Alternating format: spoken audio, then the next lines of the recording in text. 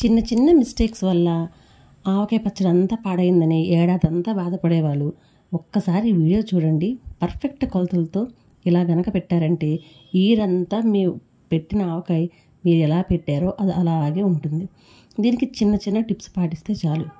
First ఏంటంటే మనం వాడే ప్రతి వస్తువుని కూడా, ఈ పచ్చడి కోసం వాడే ప్రతి వస్తువుని కూడా ఖచ్చితంగా ఎండలో ఆరబెట్టుకుని ఉండాలి.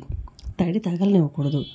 ఈ ముక్కలను కొలుసుకునే గిన్నె ఏదైతే ఉందో అది ఎప్పుడు కూడా సమానంగా ఉండాలి. కింద సన్నగా పైన లావుగా ఉండకూడదు. అది ఒకటి మెయిన్గా పాటించాలి. దానిపైన ఉండే జీడి పొరను కూడా జాగ్రత్తగా తీసుకోవాలి, లేదంటే తర్వాత ఆయిల్లో తేలే అవకాశం ఉంది. ఇలాగ నాకు ఆ గిన్నెతో 4 గిన్నెలు వచ్చిందండి. 4 గిన్నెలు వచ్చేలాగే చూసుకోవాలి, అప్పుడు మనకు కొలతలు కుదురుతాయి. సో దీంట్లో 4 గిన్నెలు కనుక మనకు అక్కడ అలాగ వస్తే, ముక్కలు వస్తే 2 గిన్నెల ఆయిల్ కాపాడుతుంది. 2 గిన్నెల ఆయిల్లో మనం ఏం చేయాలంటే ఒక 2 స్పూన్లు పసుపు కలుపుకోవాలి. ఫస్ట్ పసుపుని బాగా దాంట్లో కలిపి అప్పుడు ఆ ఆయిల్ని తీసుకెళ్ళి ముక్కల్లో కలిపితే మొక్క సంవత్సరం అంతా కూడా గట్టిగా ఉంటుంది, మెత్తపడదు. ఇది మనకి పాత పద్ధతి అండి, ఇప్పుడు వాళ్ళు ఎవరు చేయడం లేదు.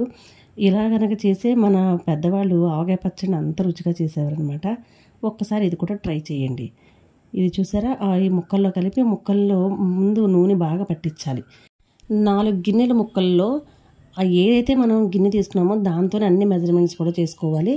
దాంట్లో అరగిన్నె వచ్చేసి ఏం చేయాలంటే అరగిన్నె ఆవపిండి. ఇది ఆవపిండి, ఆవాల ఎండలో పెట్టి మెత్తగా మిక్సీ పట్టింది ఇది. తర్వాత ఒక 2 స్పూన్లు మెంతి పొడి. ఈ మెంతులు కూడా ఎండలో పెట్టి మెత్తగా పొడి చేసుకునేవి 2 కలిపి కూడా మీరు పొడి చేసేసుకోవచ్చు. నేను విడిగా చేశాను. తర్వాత వచ్చేసి కారం చాలా ఇంపార్టెంట్ అండి ఆ పచ్చడికి. ఇది వచ్చేసి ఒక గిన్నె మనం దేనితో కొలుసుకున్నామో దాంతో ఒక గిన్నె కారం పడుతుంది. 4కి 1, 4కి ఒక అర మాత్రమే సాల్ట్ వేయాలి. మిగిలిన పావు పడితే పడవచ్చు, పడకపోవచ్చు కూడా. సో అందుకని మనం వేయొద్దు, ముందే వేస్తే ఎక్కువైపోతుంది. 3వ రోజు మనం కలిపేటప్పుడు మనకు సరిపోకపోతే వేసుకోవచ్చు. ఎందుకంటే సాల్ట్లన్నీ ఒకే రకమైన ఉప్పు ఉండట్లేదు, కొన్ని ఎక్కువ తక్కువ ఉంటున్నాయి. సో ఇదిగోండి ఇలాగా దాన్ని శుభ్రంగా ముక్కలకి అన్నిటికీ కూడా పట్టేలా కలుపుకోవాలి.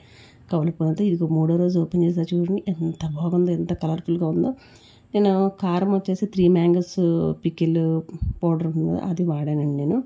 మీకు నచ్చింది మీరు వాడుకోవచ్చు, లేదంటే సొంతంగా ఆడించుకొని వాడుకుంటే ఇంకా మంచిది, ఇంకా బాగుంటుంది.